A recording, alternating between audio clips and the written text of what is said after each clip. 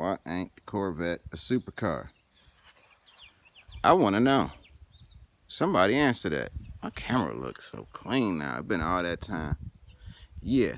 So as y'all see, I got the C4, the C3, and the C5.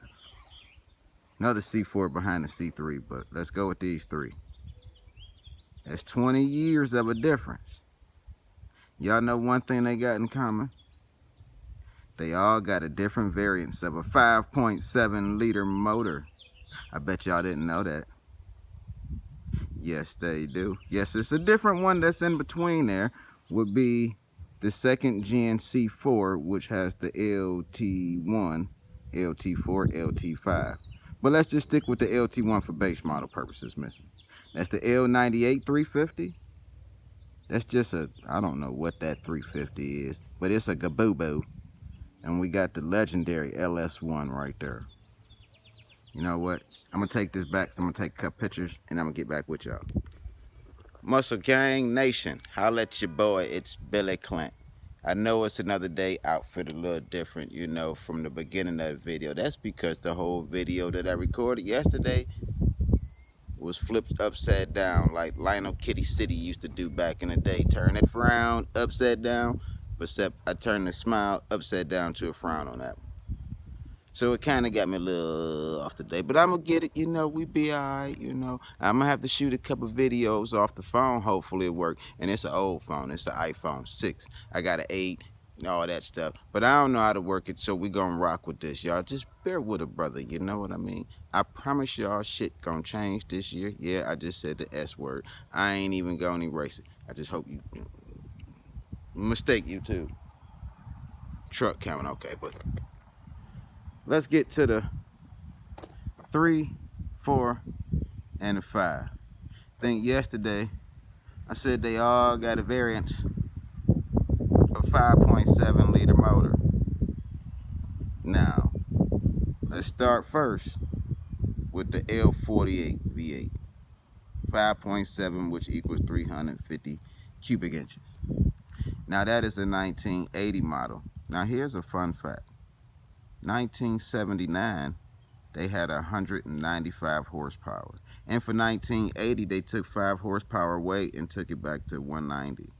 So I think it's 1978 and 1980 is 190 horsepower. And the middle 79 is 195.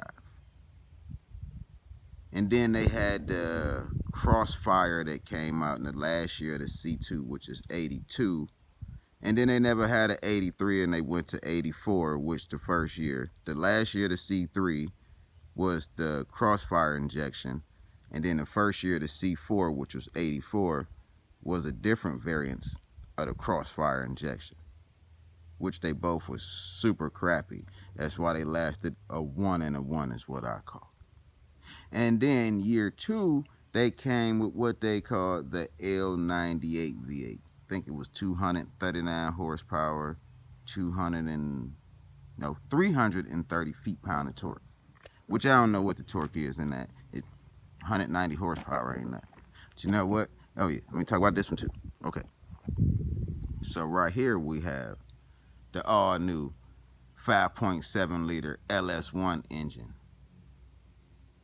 Still push rod, no dual overhead cam. Whole different injection system, whole different everything. It was revolutionary. Alright? Revolutionary. I'm pretty sure that car was breaking all the records on the Nürburgring. But the C4 was revolutionary too in its own right, with the handling and all that stuff.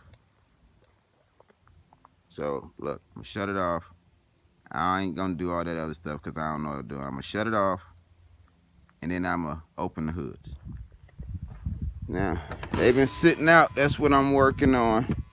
I'll explain that in a second. So yes, they are maybe a little dirty under the hoods. Okay, we're gonna start off with this one first. Ooh, I forgot I did the valve covers. And this is an old L48 350. As you see, it's all dirty and dusty. I neglected this car. I can admit it was the first one. I bought it shortly after my wife passed, and I was kind of in a dark place, and I was trying to figure out what the hell to do in life to get me out of that funk. And I thought buying a Corvette would be it. And this one was okay, but I love the looks, but it's not as fun. But I promise, she's up next. Like I said, 190 horsepower. I did a few things to it. I think I changed the wires distributor. I know I put valve cover gaskets on it. I had to run a power wire. A few little knickknacks. I'll explain in a second. But we can go over to this one where I did a little more work too. I didn't change the valve cover gaskets, but I did clean the hell out of them. They wind up sitting outside. I'm trying to explain that, hopefully. I was supposed to get word today if I got to shop or not, but I'm still sitting here patiently waiting and ain't heard nothing. It's getting late in the day and it's kind of getting me antsy. As you can see, I painted some things green.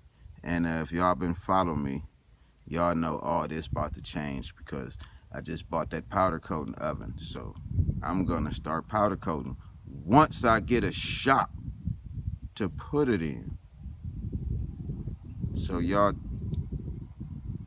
cross y'all fingers and hope I get that shop today.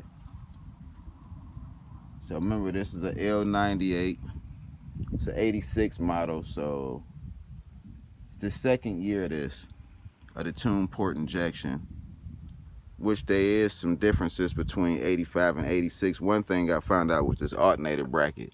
I got it from an 85 and I found out it's a lot wider. Yeah, this ain't safe, but it's just here for right now. Hey, don't freaking knock me, god darn it. It is what it is. I will get it going.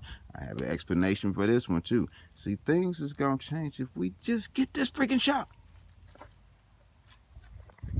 So y'all just cross y'all fingers and hope I get that call today. You know, I've literally cried because I can taste it. I want it so bad. All right. Now let's get over here. Now, I know my man I bought this one from is probably so disappointed, but I promise you, buddy, I will make up for this 5.7 liter LT1. But hold on, it might be some things. Speaking of which. So, this is a 2000 model. Let's see, that came out 97, 98, 99. So this the fourth year. I don't remember if it's the last year, the one with the EBCM problem. It is the last year of the 345 horsepower variant, where the next year they bumped it up to 350. Yes, 5 horsepower can make a difference. Just understand that. Yeah, it's dirty. Once again, if I get the shop, things will change. I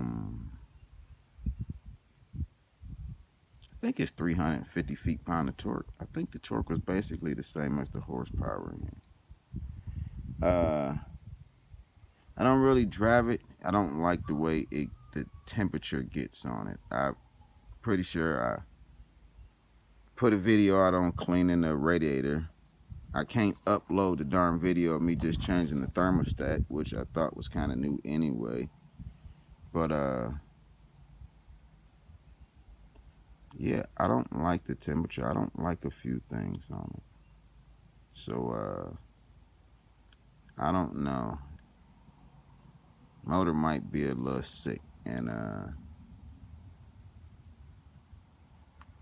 don't know. If I can get this temperature stuff underway and figured out, or if I find out it's too much with the engine. My mouth dry, so y'all gotta excuse me. But let me know. Y'all comment.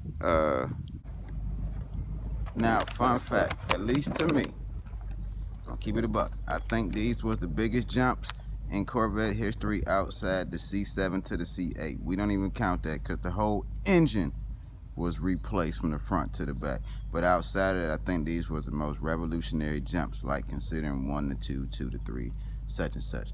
I think the biggest jump was from C3.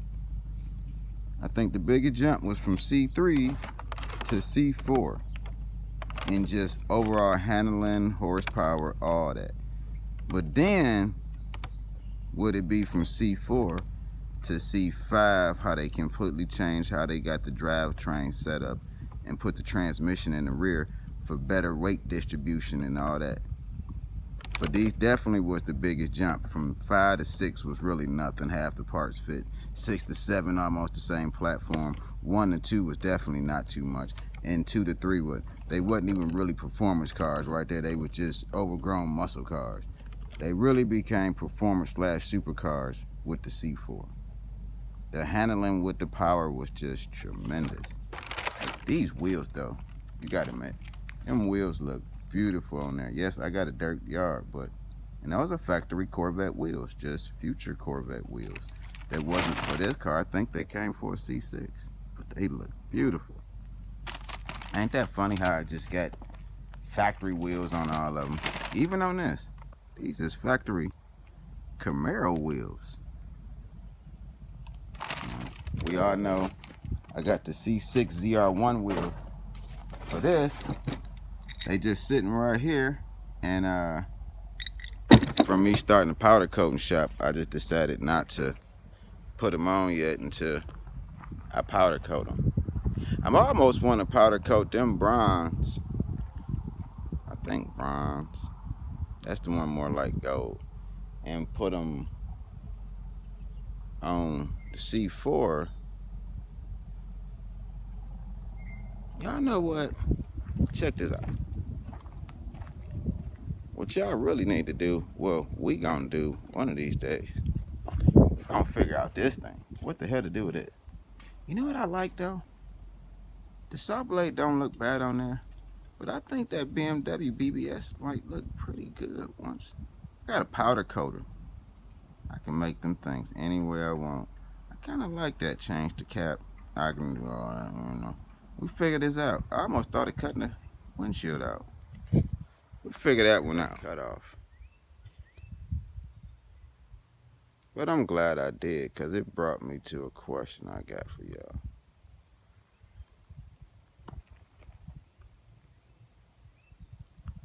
I want to know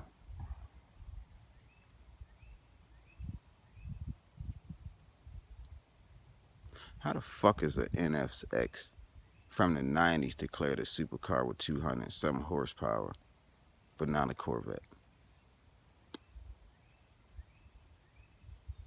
Help me understand that. How is an Acura NSX with the little old V6 and all that declared a supercar and worth all the money they are, and you telling me a Corvette from that same era ain't? Please comment and let me know what you think of that question. Bet you ain't got an answer for that one. How is the Acura NSX a supercar?